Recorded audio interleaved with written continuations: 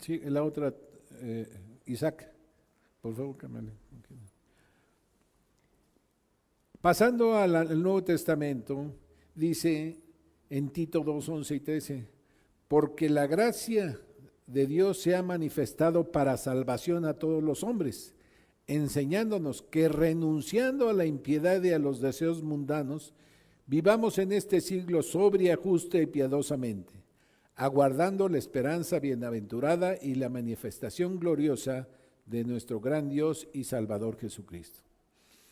Después de que en el Antiguo Testamento había dicho hacer justicia, amar misericordia y humillarte ante tu Dios, ya en el Nuevo Pacto, en el Nuevo Testamento que acabamos de celebrar con la Cena del Señor, este es el nuevo pacto en mi sangre. Ahora ya habiendo el Señor Jesucristo venido como el Cordero de Dios que quita el pecado del mundo, ya no hay que hacer holocaustos ni nada de eso. Dice, ¿saben qué? Apártense, renuncien a la impiedad y a los deseos mundanos.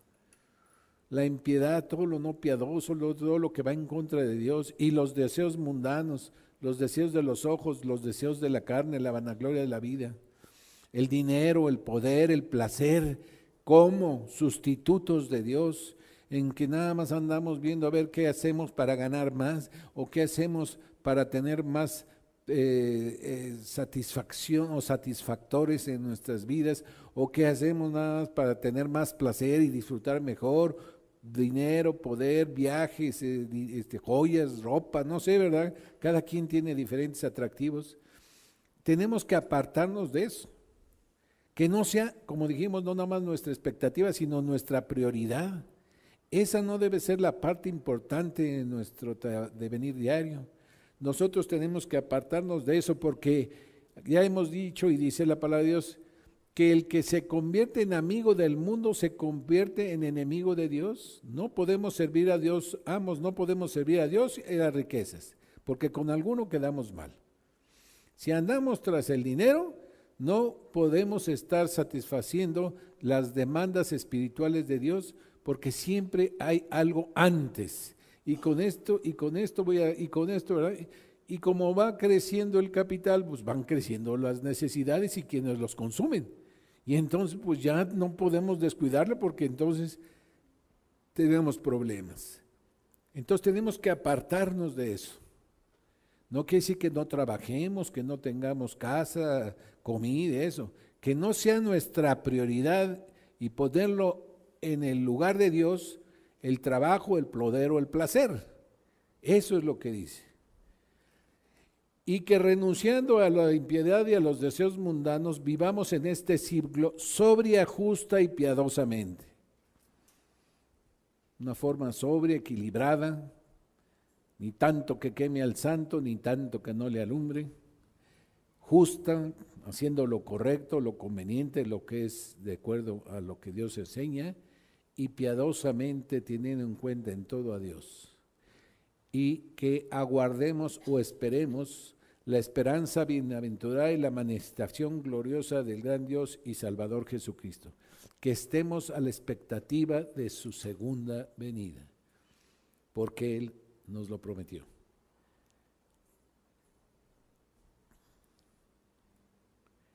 ¿Qué espera la iglesia de Dios? ¿Qué podemos esperar nosotros? Cada uno de nosotros tenemos diferentes expectativas. No, pues es que yo quiero que Dios me dé esto, es que yo quiero que Dios me dé, es que yo quiero, y también por pedir se me hace poco lo que cada uno pedimos. Pero fíjense que muchas veces en ese tipo de pensamiento muy personal nos frustramos, nos enojamos con Dios. No, es que Dios no. Nos enojamos con la iglesia. No, pues nos enojamos con algún maestro de la escuela dominical. ¿Por qué? Porque estamos esperando algo que no dice la Biblia que debemos esperar de Dios. Lo que Dios promete, eso es lo que podemos esperar. La iglesia puede esperar y sus expectativas deben estar basadas en las promesas del Señor Jesús, porque son un apoyo poderoso a nuestra fe. ¿Y qué nos promete Dios? ¿Qué dice su palabra? 1 Juan 2:25, y esta es la promesa que Él nos hizo, la vida eterna. Así que nosotros podemos esperar con toda seguridad y confianza que Dios nos va a dar la vida eterna. Sí, pero de aquí a que estemos allá con el Señor, momento. ¿Y qué dice Juan 17:3? Y esta es la vida eterna, que te conozcan a ti, el único Dios verdadero, y a Jesucristo a quien tú has enviado.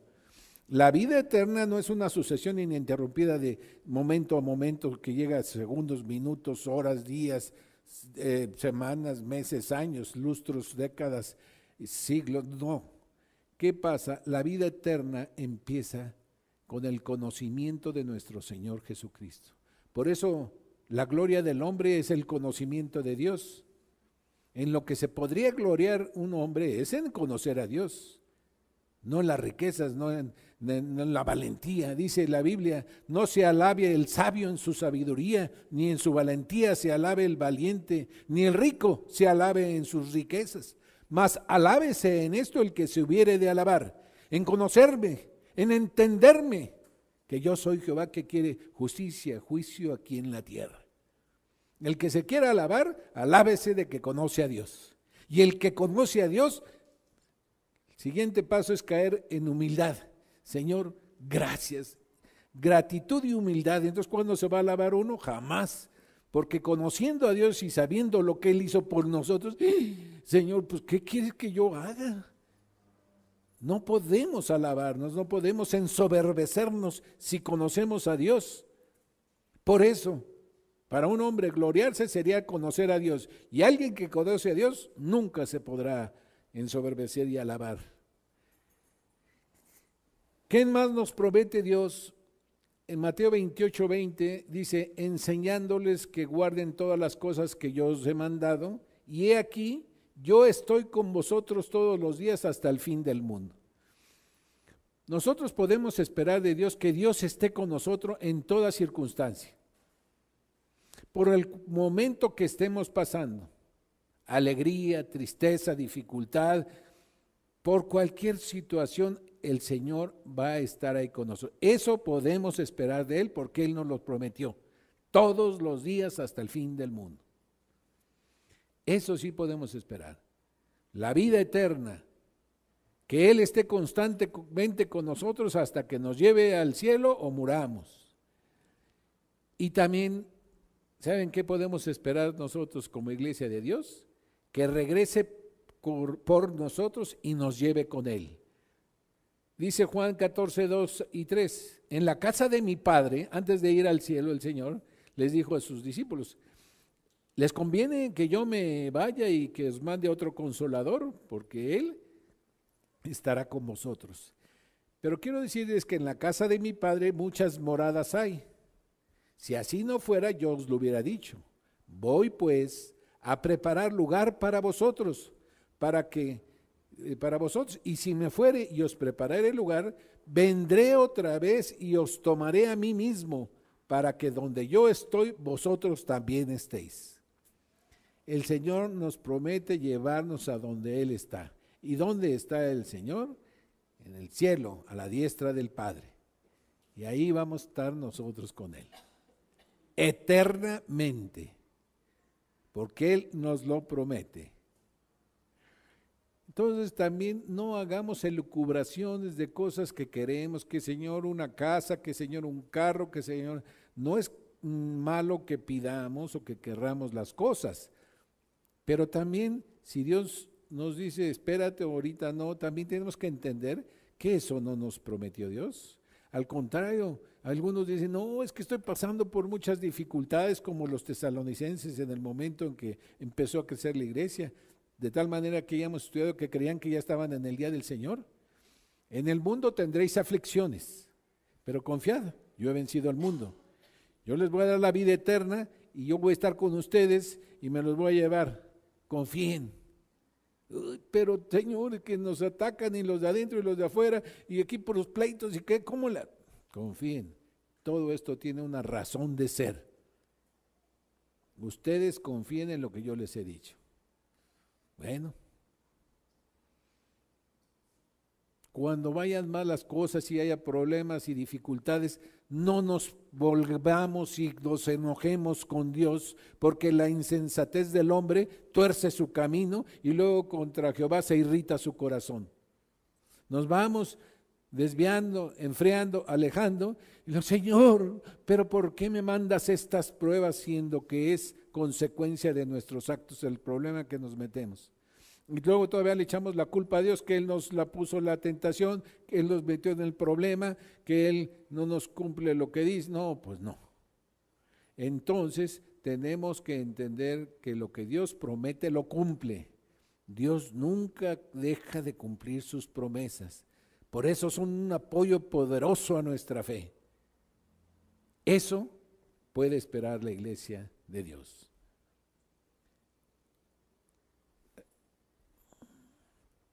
A ver, Isaac Lato. ¿Qué puede esperar la iglesia de Dios? Ya, ya, ¿verdad? A ver, entonces otra. Aquí, ¿qué esperan los siervos de Dios de la iglesia en la que sirven?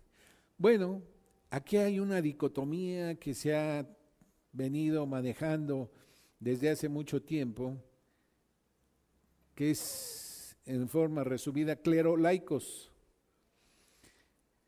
Con el paso del tiempo, después de que el Señor nombró a algunas personas con ciertos dones específicos para servir y tener ciertas funciones, se fue diferenciando en dos tipos de grupos la iglesia: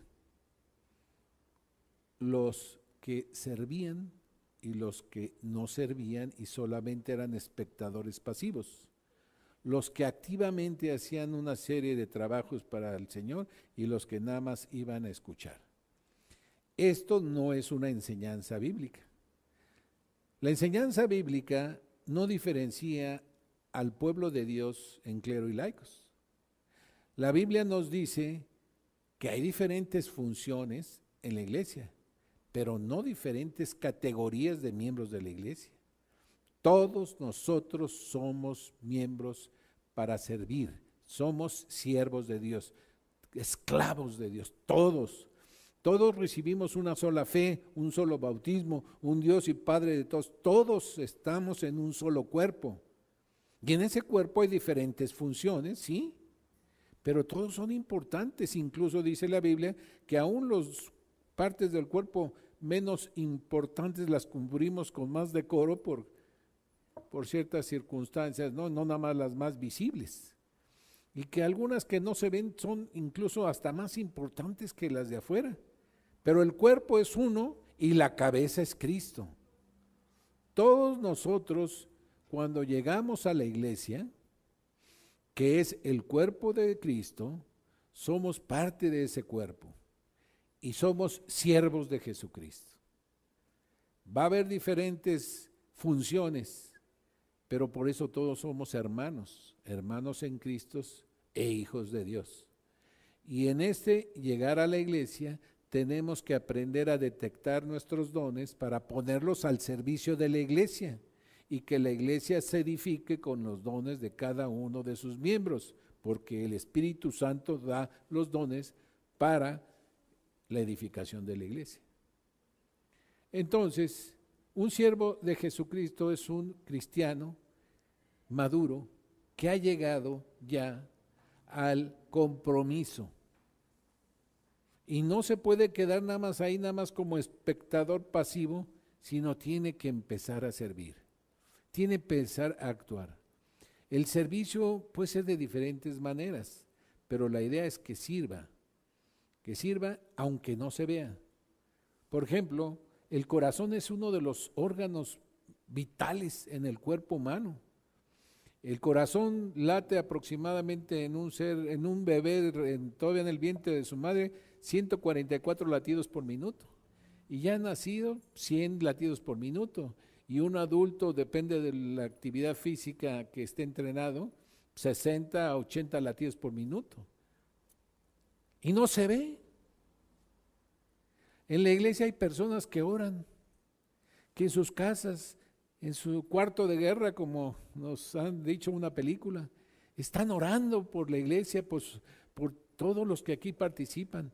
Todos necesitamos ese tipo de función en la iglesia. No se ve, nadie se da cuenta, no andan diciéndolo, pero lo hacen. Y ese es un siervo de Dios. El que viene a barrer, a trapear, ¿no creen que es un siervo de Dios? Nadie lo ve, todos estamos por allá, no está aquí trabajando para el Señor. Somos siervos del Señor. Segunda de Tesalonicenses 3 del 1 al 5, que es el texto base del día de hoy, es lo que quiero leerles. Y si quieren buscarlo, ahí está en la pantalla. Dice así: por lo demás, hermanos, orad por nosotros para que la palabra del Señor corra y sea glorificada, así como lo fue entre vosotros, y para que seamos librados de hombres perversos y malos, porque no es de todos la fe, pero fiel es el Señor que os afirmará y guardará del mal. Y tenemos confianza respecto a vosotros en el Señor, en que hacéis y haréis lo que os hemos mandado. Y el Señor encamine vuestros corazones al amor de Dios y a la paciencia de Cristo. ¿Qué desea un siervo de Dios de la iglesia que sirve? El apóstol Pablo aquí nos da 4 cosas que podemos desear y esperar de la iglesia, de una iglesia fiel al Señor. Que la iglesia ore por los siervos de Dios. Que la iglesia se mantenga fiel al Señor. Que la iglesia obedezca las enseñanzas de la palabra de Dios y que la iglesia crezca espiritualmente. Que no sean puros enanos, que crezcan. Vamos sabiendo que la iglesia ore por los siervos de Dios. Aunque el apóstol Pablo fue un inigualable siervo de Dios, eficaz, talentoso, buen comunicador, audaz, bien preparado, con la mejor educación rabínica de aquel tiempo, pedía que oraran por él, porque él entendió de parte de Dios y le reveló personalmente que ni por su elocuencia ni por sus grandes habilidades y talentos era el éxito que iba a tener en su ministerio. El éxito venía directamente de parte de Dios. Entonces tenía que saber que él no era el mensaje, era el mensajero. Y él era un siervo más. Y por cuanto le fueron reveladas cosas que le llevaron al tercer cielo, no sabe si en el cuerpo o en espíritu, fuera del espíritu, cosas que nunca ha visto ni hombre ni oído hombre, para que no se ensoberbeciera demasiado, le fue dado un aguijón, por el cual oró 3 veces que se lo quitara Dios, y Dios le dijo: bástate mi gracia, porque mi poder se perfecciona en la debilidad. Así que cuando somos débiles somos más fuertes, porque no actuamos nosotros, sino el poder de Dios a través de nosotros. Entendemos que somos un canal de Dios para el ejercicio del poder que es el Evangelio, que no me avergüenzo del Evangelio porque es poder de Dios para salvación. Cuando nosotros somos débiles y que vemos, Señor, es que no sé ni qué decir, no puedo, no, tú no te me rajes, tú ve. Y el Señor nos da las palabras, la sabiduría para poder discernir su palabra y explicarla, porque somos un canal para el servicio del Dios Altísimo.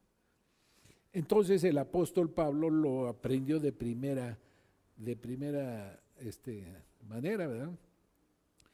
Y fíjense cómo él en varias ocasiones dice, pero en Romanos 15:30, pero os ruego, hermanos, por nuestro Señor Jesucristo y por el amor del Espíritu, que me ayudéis orando por mí a Dios. Por favor, hermanos, por el Señor Jesucristo y por el amor del Espíritu, ayúdenme, oren por mí.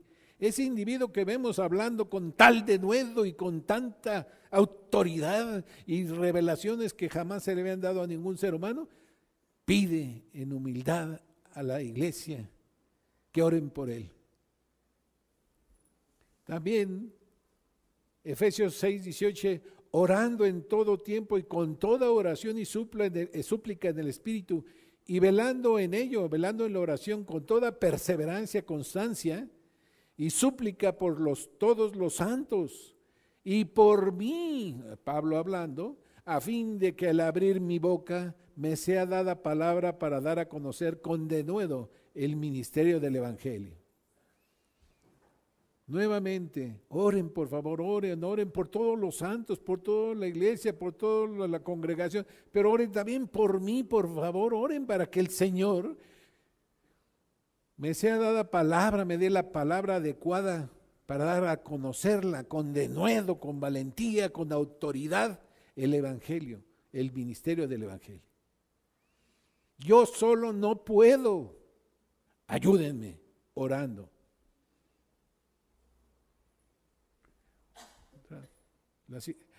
Colosenses 4:3, orando también al mismo tiempo por nosotros, habla Pablo en Colosenses, para que el Señor nos abra puerta para la palabra, a fin de dar a conocer el ministerio de Cristo, por el cual también estoy preso. Fíjense cómo Pablo repetitivamente, por favor, oren. ¿Y saben por qué oraba? Porque el Señor le abriera puertas, porque él pudiera divulgar, dar a conocer el Evangelio. Y ahorita lo que estamos viendo aquí, 2 Tesalonicenses 3, 1 y 2, por lo demás, o además de todo lo demás que ya dijimos en todos los demás capítulos, orad por nosotros, en plural, no solamente por él, porque acuerdan que eran Pablo, Silas y Timoteo, para que la palabra del Señor corra y sea glorificada, así como lo fue entre vosotros, y para que seamos librados de hombres perversos y malos, porque no es de todos la fe. Es muy interesante no solamente ver cómo Pablo humildemente le pide a gente, la siguiente por favor, no solamente pide que oren, sino también los motivos de la oración. Acordémonos que Pablo iba en su segundo viaje misionero. Antes de salir estaba allá con Bernabé diciendo a ver a dónde vamos a ir, y no, pues que hubo una desavenencia entre los dos, porque uno sí quería que llevaran a Juan Marcos, y Pablo dijo, no, se nos rajó por allá, ya no lo llevemos, nos va a quedar mal. No, pues entonces yo me lo llevo y me voy por mi lado, ándale, pues tú vete por tu lado, yo me voy por mío, y se va Pablo. Y llega a un lugar y conoce a un individuo, hijo de unas cristianas, de una judía de padre griego que habían aceptado. Se llamaba el muchacho Timoteo. Y viendo que era de buen testimonio, se lo lleva con él. Llegan a Filipos, empiezan a predicar, y una mujer con el espíritu de adivinación que le daba muchas ganancias a sus amos, empieza a decir, estos hombres vienen de parte del Dios Altísimo a revelarles lo que el Señor ha hecho por su pueblo. Y dale la mujer esa, hasta que Pablo la reprende y saca el espíritu de adivinación de esa mujer. Y sus dueños, viendo que habían perdido la esperanza de sus ganancias, arremeten contra Pablo y colaboradores, y van y los acusan con los magistrados de Filipos y los meten a la cárcel porque andan enseñando cosas que no les está permitido a ellos como ciudadanos romanos, ya predicando a otro rey que no es el César, sino que es un tal Jesús, a la cárcel y darle sus latigazos. Lo meten hasta lo más profundo de la cárcel, y ahí ellos, gozosos de haber sufrido por el nombre del Señor, empiezan a cantar himnos, y entonces viene un terremoto, se va cayendo a la cárcel, el carcelero se quiere matar para que no le reclamen los romanos. Pablo dice, no te hagas daño, estamos todos. Lo desamarran a él y a Silas, le curan en la noche las heridas, le dan de comer y dice, oye, pues ¿de qué se trata todo esto? Cree en el Señor Jesucristo y serás salvo tú y tu casa. Al otro día vienen, los sacan de la cárcel y no, ¿cómo que nos sacas así? Nada más que vengan los magistrados. Ellos nos metieron, que vengan a sacarnos, porque nosotros somos ciudadanos romanos. Al oír que eran ciudadanos romanos, vienen los otros, oye, perdona, discúlpame, que mira, que nos equivocamos. Ahí van a la casa de Lidia, que fue la que los había recibido, y después de ahí los encaminan y se van.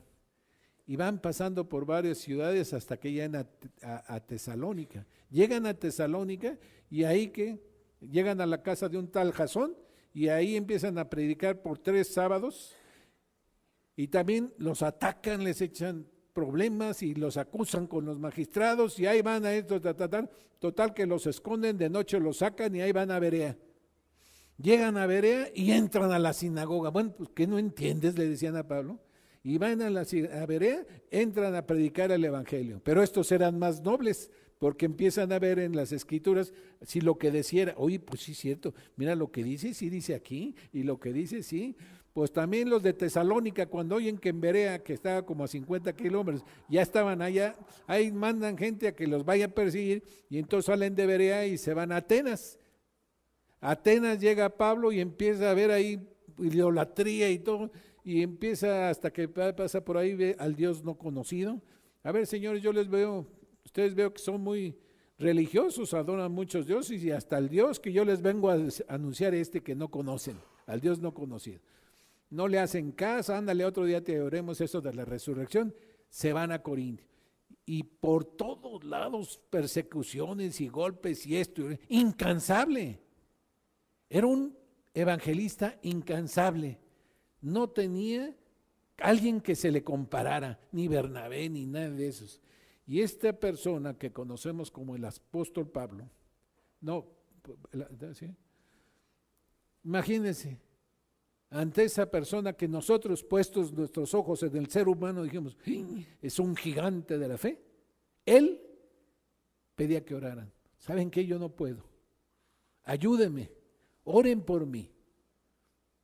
Eso nos debe dejar claro de dónde viene el poder que a una persona, un verdadero siervo de Dios tiene. ¿De quién viene el poder? De Dios mismo. Sea para limpiar la iglesia, para predicar ante un estadio, a donde sea para ir con una persona o con 1000.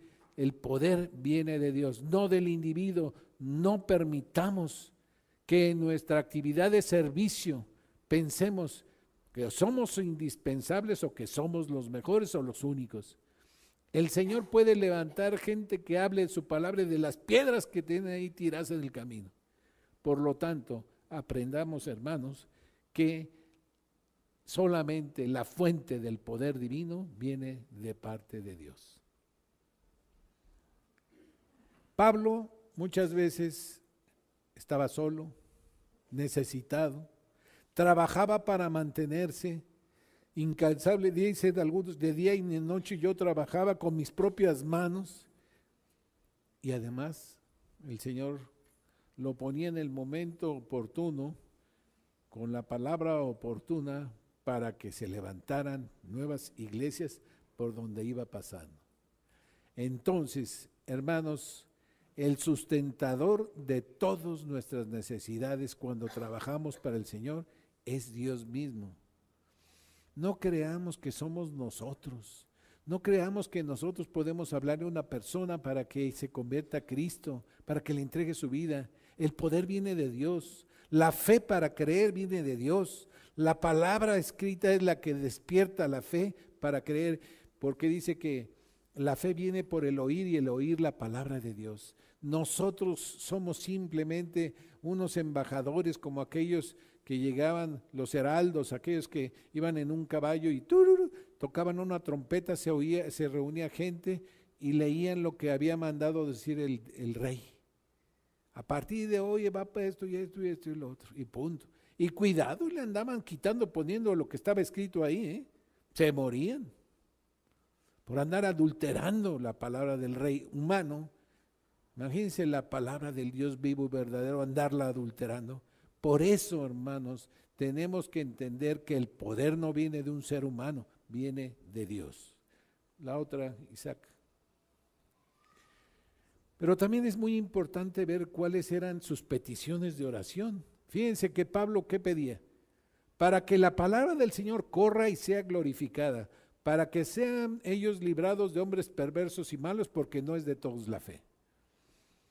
Y pues, este cuate no le ve, oye Señor, que un carro, un caballo, una carreta para poder ir y venir, y mira que apoyo financiero y ahí de de lo de Roma, de España, no. Fíjense cuáles eran sus peticiones, cuál era la pasión de Pablo, llevar el evangelio. ¿Y qué quería? Que la oración fuera para que la palabra del Señor corriera y sea glorificada.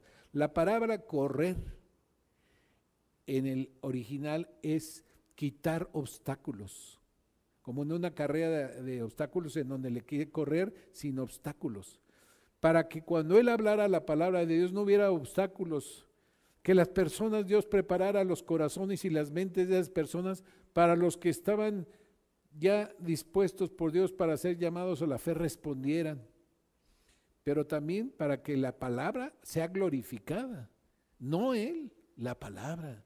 Cuando la oyeran, lo oyeran como la palabra verdadera de Dios, como pasó en Tesalónica.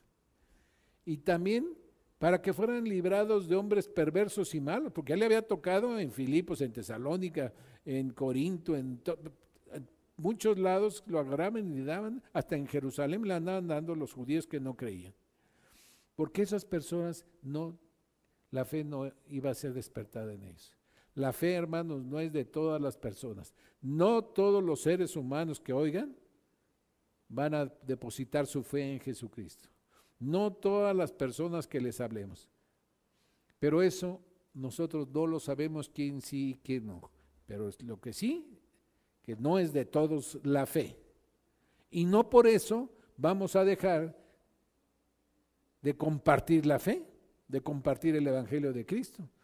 Nosotros tenemos como el atalaya la obligación de avisar, ahí viene el ejército enemigo, dar la voz de alarma, sonar la trompeta y que se levante el ejército, esté disponible y dispuesto y preparado para recibir al ejército invasor. Dice Dios que si el atalaya hace eso, la sangre de los que se mueran ahí no va a ser sobre su cabeza, porque él dio la voz de alarma. Ya que no se prepararon y los otros no respondieron, esa es otra cosa.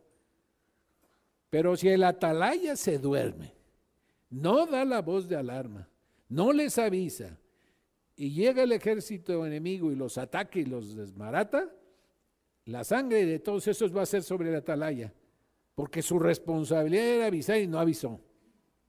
Nosotros, hermanos, tenemos esa misma obligación.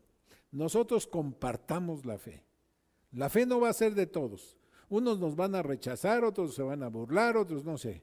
Va a haber múltiples y diferentes respuestas de la gente a la palabra de Dios.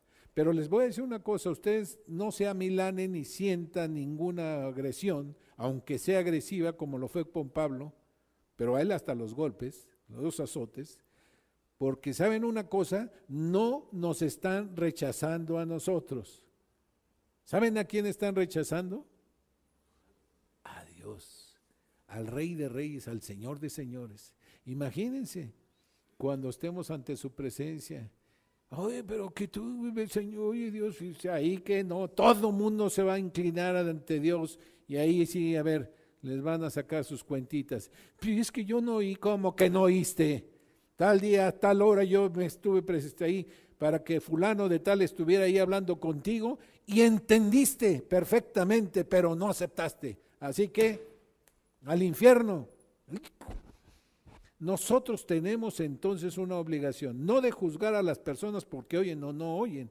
Nosotros insistir en que despierte su limpio corazón a la fe. Señor, oremos cuando vayamos. Aquí estoy, pues voy a hablar con esta persona o con estas personas. Aquí estoy, Señor. Heme aquí, envíame a mí. Claramente su palabra lo que dice. 1, 2, 3, rechazados, rechazados, rechazados, rechazados. No importa. Nosotros estamos avisando. No nos rechazan a nosotros, no nos están diciendo nada a nosotros, están rechazando a Dios, al Rey de Reyes y Señor Jesucristo, el Dios hecho carne. A Él lo están rechazando, a Él es el que están despreciando, a Él que dio su vida en la cruz para derramar su sangre por el individuo muerto en sus delitos y pecados y quererle dar la vida eterna. Quererle darle la compañía constante de Dios en su vida a través del sello del Espíritu Santo que mora en él y estarle preparando lugar allá en el cielo, en su mansión. A ese individuo es el que lo rechaza, ese que no tiene nada que ofrecer, que 10,000 arroyos de aceite, que 10,000 borregos, que nada, no, del primogénito, tampoco, ¿qué? Hacer justicia, amar misericordia, humillarse ante Dios. Eso es lo que quiere Dios. Nosotros es lo que debemos hacer. Hagamos lo que hagamos, porque no todos vamos a tener la misma función, pero todos somos siervos. Y aunque no es de todos la fe, sí es de todos el servicio. La otra,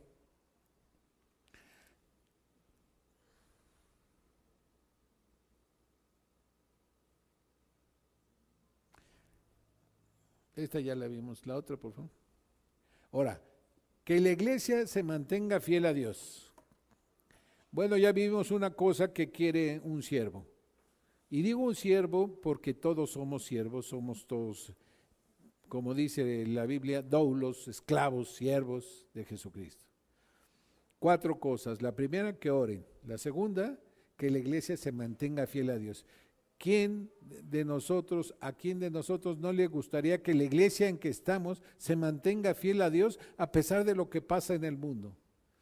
Que hay cambios en las reglas sociales y que las políticas y que esto y que el otro, que ahora ya se aceptan cosas que antes se rechazaban, ahora ya hay cosas que vemos cada vez peores, que cambian las leyes, que ya no es un delito grave ciertas cosas, que sueltan a gente que debe irse a la cárcel y que se burlan de las leyes, se hacen esto y hacen lo otro, y eso cambia.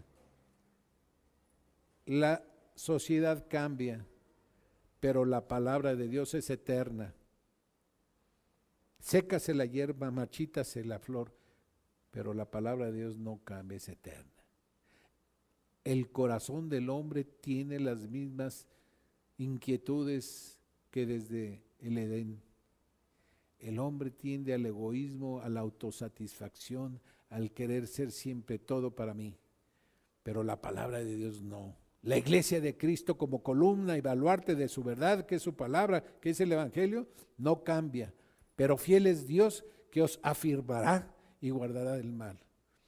Cuando Pablo escribió esta carta de segunda de Tesalonicenses, recordemos que estaba en Corinto y desde allá la escribe.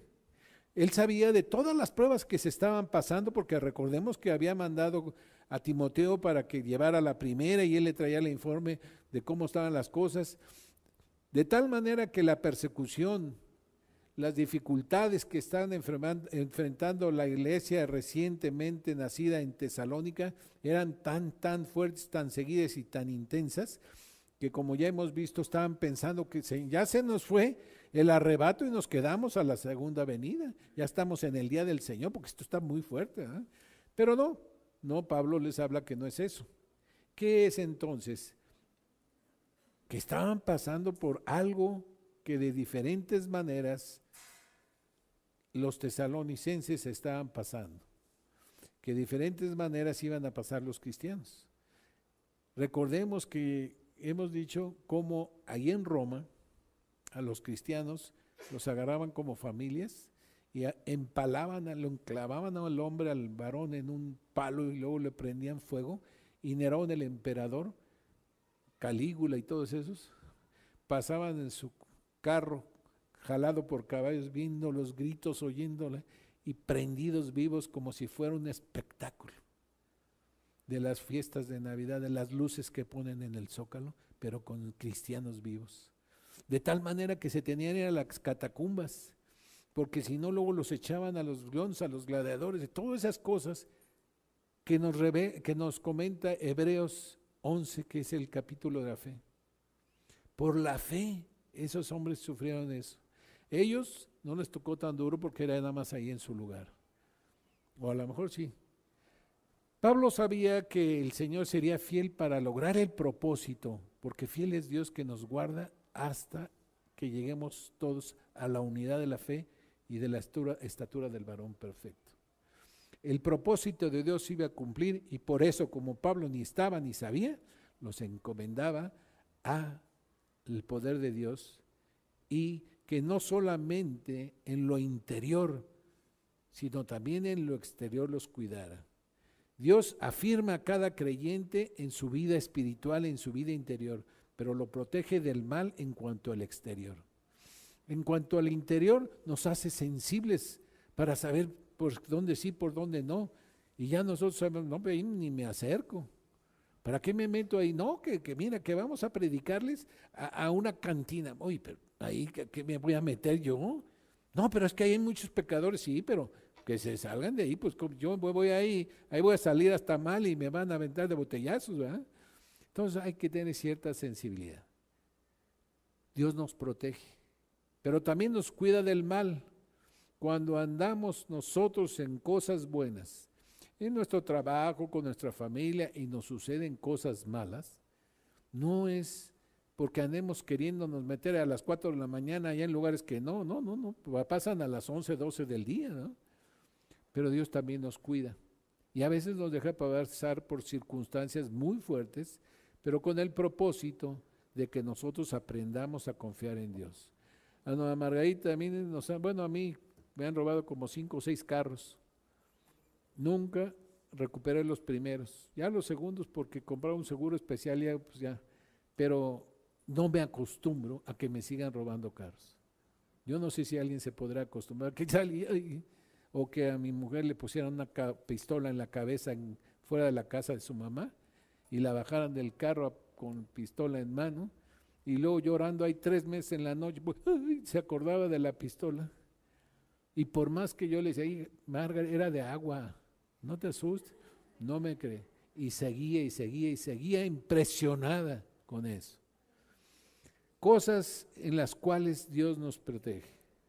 Un día veníamos de Morelia, acá en la supercarretera tan bonita, estaba lloviendo, era también agosto. Carla tenía como unos 10 años, León Felipe 12. Fuimos a una boda, veníamos con mi mamá, Margarita y yo, mis 2 hijos y mi mamá. Más joven que ahorita, como unos 15 años menos, unos 82, 84 años. Cuando de repente estaba llueve y llega un carro por atrás y nos pega.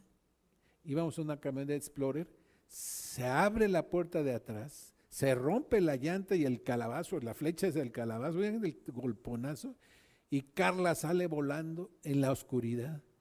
Nada más ¡papá! Nos paramos y todo. Y luego Margarita estaba acostada ahí hasta atrás, con una almohada esas grandota, y ve ahí una cosa rodando en el agua porque estaba así, Carla, y se le avienta la almohada, pues era la almohada. Y Carla por allá, botó hasta por allá, pues la cuneta, allá donde hay hierba, por allá cayó. ¿Cómo? ¿Quién sabe? Y de repente nada más oía, papá, no me dejes. Creía que nos íbamos a ir sin ella. Y ella grite, ahí descalza, se le caían los tenis, todo. Pero gracias a Dios, que si ustedes hubieran visto cómo quedó la camioneta esa, hubieran pensado que ahí alguien había muerto por el golponazo tan terrible. Carla, aunque voló por allá, ni un rasguño. Mi mamá ni cuenta se dio de lo rápido. Hijo, ¿qué pasó? Súbenle a los vidrios, me estoy mojando, porque estaba lloviendo. Espérate, mamá, espérate. Margarita, León Felipe, sin saber todavía ni qué, y Margarita y yo buscando a Carla ahí tirada entre el agua y las cosas que nos caían. Y gracias a Dios, porque aún en la adversidad, Él está con nosotros. Una cosa que no podíamos ni reaccionar, imagínense nada más en las 8:30, 9 de la noche, que haya pasado todo oscuro en una carretera, ustedes las conocen de esta, lloviendo a cántaros como llueve por allá. Y miren aquí, gracias a Dios, nada nos pasó. A ninguno de los 5. Cuando me paro, ya que agarramos a Carla el otro carro, era un judicial bien borracho, con la esposa y una hija como de 7, 8 años, que se golpeó aquí la niña. La esposa embarazada, golpeada. Y el otro, no, yo soy judicial. Pues aunque seas judicial, mira lo que estás haciendo. La niña sangre la de él. Y la mujer embarazada, toda golpeada. Estábamos en la primer caseta de Morelia hacia acá, hacia Guadalajara. Y hace que regrésate, tu mujer está enferma, miren, ay, gritaba la pobre señora, y la niña llora y llena de sangre. regrésate, aquí está mucho más cerquita que, no, no, no, así de borracho como se arrancó y se fue. No esperó ni a la patrulla de caminos. ¿Quién sabe qué pasaría con ellos? Y nosotros pues no podía caminar el carro. Ahí vamos los 5, caminando como unos 250 metros, 300 metros, hasta la caseta. Ahí, a ver mamá, las maletas, hijo, pues déjalas ahí, como vamos a, si no puedo contigo con las maletas menos, ¿eh? Entonces ya llegamos por allá, ya luego regresé caminando y arreglamos todo. Ya llegó la policía, le hablamos mandaron una de esas que llaman plataforma y se trajeron el carro hasta acá a Guadalajara. Y a nosotros pasó un camión, ¿qué les pasó? Uno de esos ADN, o ¿cómo se llama? ETN, perdón. Entonces se nos sube y nos trae, no, no, no, no, no es nada, no, pues no nos queda ni cobrar y le pagué yo por... Llegamos aquí a un taxi, vámonos a la casa. Nada nos pasó, pero un susto terriblemente fuerte. Dios, cuando nos encontramos a Él y al poder de su fuerza, no hay nada que nos afecte. Nos guarda interiormente y nos guarda exteriormente del mal y del maligno. La siguiente. Tercera cosa que Pablo deseaba, que la iglesia sea obediente a la palabra de Dios. Dice, y tenemos confianza respecto a vosotros en el Señor, en que hacéis y haréis lo que os hemos mandado. Como estamos hablando de una iglesia de Cristo y un siervo de Cristo, el siervo que va a enseñarle a la iglesia, pues la palabra de Dios. Porque también esto lo utilizan algunas personas para andarle mandando a la iglesia cosas que no están en la Biblia. Y de esa manera manipular a la congregación haciendo mercadería de vosotros. Entonces, tenemos que entender bien que lo que Pablo enseñaba y mandaba era lo que le estaba revelando Dios, porque acuérdense que en ese momento todavía no había Biblias, había papiros, había escritos, había rollos, y había cartas que estaban circulando de aquí para allá de los apóstoles. El Antiguo Testamento ya estaba terminado, pero estaba en rollos. Entonces, pues él se lo sabía casi de memoria, pues Pablo bien instruido en la educación rabínica, pero ahora con el Espíritu Santo en su interior, Dios le abría los ojos para que mirara las maravillas de su ley que antes no las podían entender. Y de esa manera, él, con esa preparación tan especial que tuvo, pudiera escribir tantas cartas para la iglesia de Cristo, haciendo la palabra de Dios más asequible, más entendible para la iglesia naciente, que no conocía nada, porque la mayor parte eran gentiles, unos cuantos judíos. Por una parte no había libros, no había nada, y otra, ¿saben qué? La mayor parte de la gente no sabía leer ni escribir. ¿Saben cómo era la transmisión? Una transmisión oral. Como el teléfono descompuesto, sabemos cómo se puede ir tergiversando las cosas de persona en persona. Pues Dios, en su infinita misericordia y poder, hizo que cada una de esas transmisiones orales fuera después puesta por escrito en cartas para completar la revelación de Dios. Porque toda escritura, toda es inspirada por Dios y útil para enseñar, para redarguir, para corregir y para instruir en justicia, a fin de que el hombre de Dios sea perfecto, enteramente preparado para toda buena obra. De esa manera, que la iglesia sea obediente a la palabra de Dios. La iglesia en donde estemos asistiendo y sirviendo, o vayamos a servir porque apenas estamos empezando, sea una iglesia que sea obediente a la palabra de Dios, que no empiece a enseñar otras cosas que no vengan de la palabra de Dios.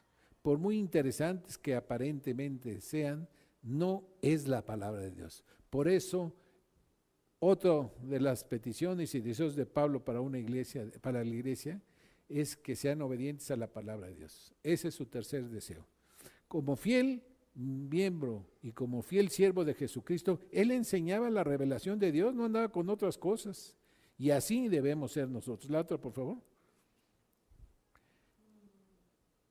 Por ejemplo, nosotros, dice Mateo, por tanto, id y haced discípulos. Ese es lo que conocemos como la gran comisión. ¿Qué es lo que Dios nos enseña? Que vayamos. Antes era en forma centrípeta, que todos vinieran al templo y ahí iban a escuchar, Dios los iba a escuchar. Y ahora la iglesia es en forma centrífuga hacia afuera. No vengan, vamos a ser discípulos a todas las naciones. Y aquí dice en el original a todos los grupos étnicos, bautizándonos en el nombre del Padre, del Hijo y del Espíritu Santo, enseñándoles que guarden todas las cosas que os he mandado.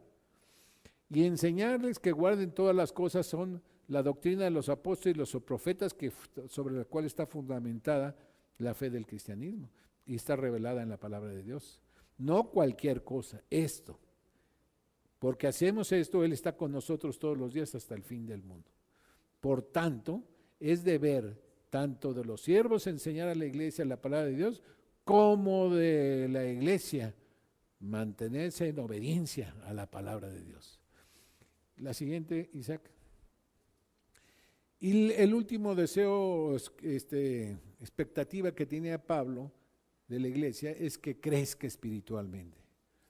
Que no solamente llegue una persona a los pies de Cristo y ya. Desde el apóstol Pedro decía, más creced en la gracia y conocimiento de nuestro Señor Jesucristo. Como les decía, fíjense nada más, en aquel entonces no sabían leer ni escribir. El 99% no lo sabían. Entonces, ¿qué tenía que pasar? Pues desde ahí empezar a enseñarles a memorizar. Por ejemplo, antes era tan importante memorizar partes específicas de la Biblia, que ahora se ha perdido y que nosotros queremos recuperar un versículo al mes y que ni así no lo aprendemos.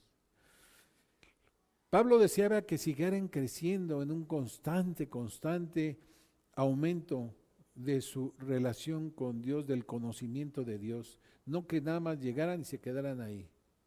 De modo que en su oración pedía que los encaminara en sus corazones a estos objetivos, ¿no?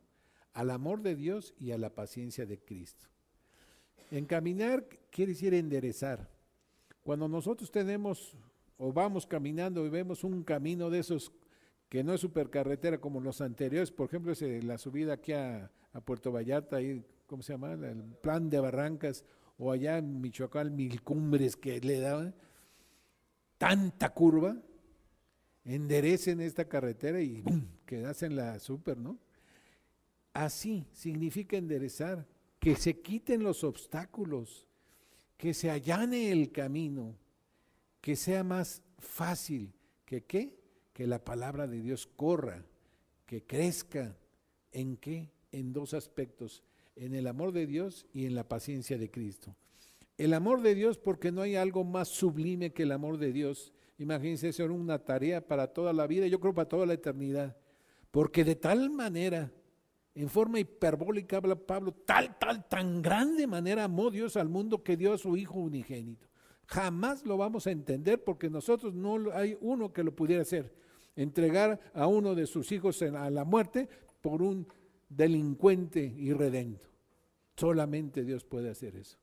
Y a la paciencia de Jesucristo, porque nuestro Señor Jesucristo fue paciente y obediente hasta la muerte y muerte de cruz. En Él nunca se halló engaño, no se halló rebeldía. Él venía a lo que y pacientemente esperó el tiempo designado por el Padre para cumplir con sus objetivos.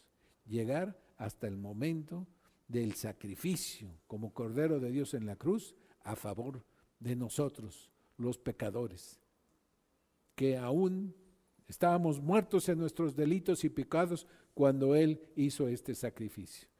Y entonces, si nosotros crecemos en ese amor, en eso conoceréis que son mis discípulos, que os améis los unos a los otros. Pero ese amor de Dios, ese amor que no anda nada más diciendo, si me das te doy, si tú te portas bien yo también. No, amar a las personas, aunque ellas no lo amen a uno. Amarlas quiere decir tenerlas en cuenta, buscar su bien. Si son rebeldes, groseras y lo que sea, es problema de ellos, no nuestro. Nosotros tenemos que hacer lo que Dios nos manda. Eso sí podemos hacer. Nosotros no podemos cambiar a las personas, Lo que sí podemos es pedirle a Dios que nos cambie a nosotros. Y el Señor va a tratar con cada uno de ellos, con cada uno de nosotros. Y la paciencia, porque cuántas veces se nos acaba la paciencia. No, pues ni cómo ayudarlo. No se puede, estas personas ya, por más que se les dice, mira, por favor, y por favor, y por favor, y de la mejor manera y todo, siguen siendo personas que no entienden, no quieren entender, que siguen viviendo vidas totalmente opuestas a lo que la palabra de Dios enseña, y que a veces nos damos por vencidos. Y el Señor Jesucristo jamás se dio por vencido. Por eso estamos aquí, por Él. Entonces, en conclusión, la última. ¿Qué desea un siervo de Jesucristo? ¿Qué desea una persona que sirve en la iglesia? Un siervo, un servidor. Una persona que viene y que toca en la música, es un siervo de Cristo. Una persona que viene a estar ahí sentado para ser un ujier y dar la bienvenida. Una persona, nosotros nada más estamos creyendo que los siervos son la diferenciación clero y laicos. No, todos somos esclavos de Cristo, todos somos siervos de Jesucristo. Hay diferentes funciones, eso sí, pero no diferentes categorías. Todos somos hermanos y hasta nuestro Señor Jesucristo no se avergüenza de llamarnos hermanos y nosotros queriendo poner títulos sobre él. No. Por lo tanto, ¿qué desea? ¿Qué podemos esperar? ¿Cuáles deben ser nuestras expectativas de la iglesia en donde estamos sirviendo? Que oren por nosotros. ¿A quién de nosotros no le gustaría que la iglesia diga, hermano, vamos a estar orando por ti?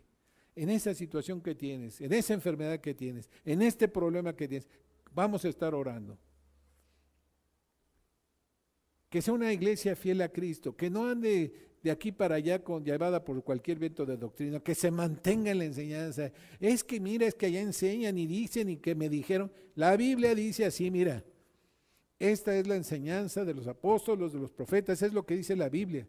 No, pero dicen que ya no es para nuestro tiempo, que eso ya pasó, que porque fue hace 2000 años. La palabra de Dios es viva y eficaz y es eterna, no cambia. Lo que cambiamos somos nosotros, no la palabra de Dios. Que se mantenga fiel a Cristo. Una iglesia obediente a la palabra de Dios. Que cuando vengamos sepamos que aquí vamos a recibir alimento espiritual directamente de lo que dice la Biblia. Que cuando leamos lo podemos leer aquí o cada quien saca su Biblia. Ah, pues sí, cierto. Ah, no, sí está aquí así. Una iglesia que permanece obediente a la palabra de Dios, que aunque cambien las circunstancias y digan que ahora ya se acepta como normal tantas cosas de transexuales y homosexuales, la palabra de Dios no acepta ningún pecado, ninguno, ni lo llaman bueno, ninguno. La palabra de Dios llama al pecado pecado y punto. Lo mismo será ser mentiroso que homosexual como pecado, aunque las consecuencias son muy diferentes, pero no acepta el pecado. Y nosotros no vamos por andar quedando bien con la gente y que porque ahora ya teniendo boletines de arcoíris y no. Nosotros no vamos a ser condescendientes con cosas que no son enseñadas.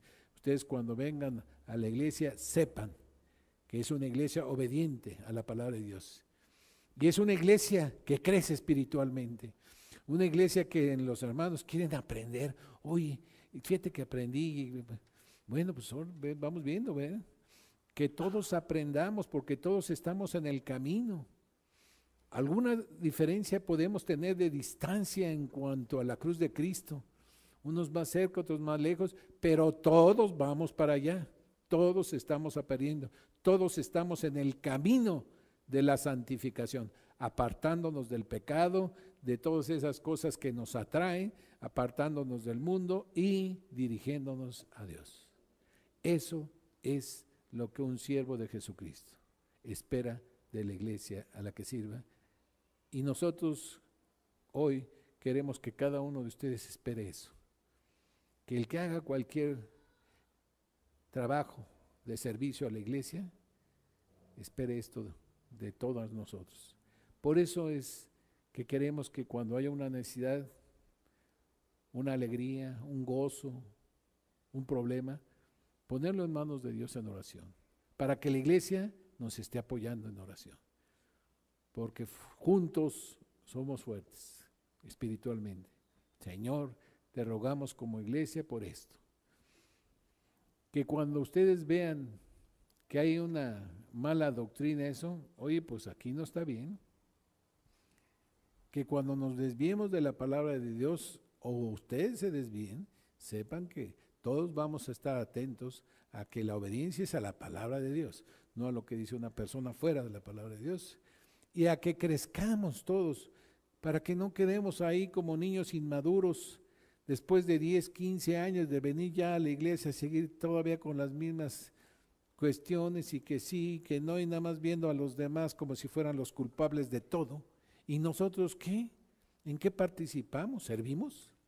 Cuando una persona empieza a servir en la iglesia, se da cuenta entonces, oye, caramba, oye, todo esto se hace, todo esto se hace. ¿En qué quieres ayudar? Cada uno tenemos dones diferentes, sí. Funciones diferentes, sí. Pero somos un solo cuerpo. Ese cuerpo bajo la dirección de una cabeza, nuestro Señor Jesucristo. Oremos.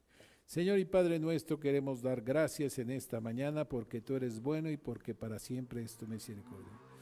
Enséñanos, Señor, a analizar nuestras expectativas, si son correctas, si son erróneas, a tamizarlas a través de tu palabra, Señor. Sabemos que muchas veces, por la cultura en que hemos nacido y por los antecedentes que traemos, Señor, esperamos cosas que no están en tu palabra como cosas que esperar de ti. Y en vez de que entendamos que estamos equivocados, nos enojamos contigo, Señor, en una forma inmadura. No nos dejes caer en eso. También enséñanos a ver qué esperas tú de nosotros y si lo estamos haciendo, entenderlo y ponerlo en práctica, no solamente leerlo, sino actuarlo, Señor. Enséñanos qué podemos esperar los unos de los otros como siervos de esta iglesia, de la iglesia en que tú nos has puesto a servir, y lo practiquemos con una actitud adecuada como iglesia tuya, como cuerpo bajo la cabeza que es nuestro Señor Jesucristo. Te lo suplicamos en nombre de nuestro Señor Jesucristo. Amén.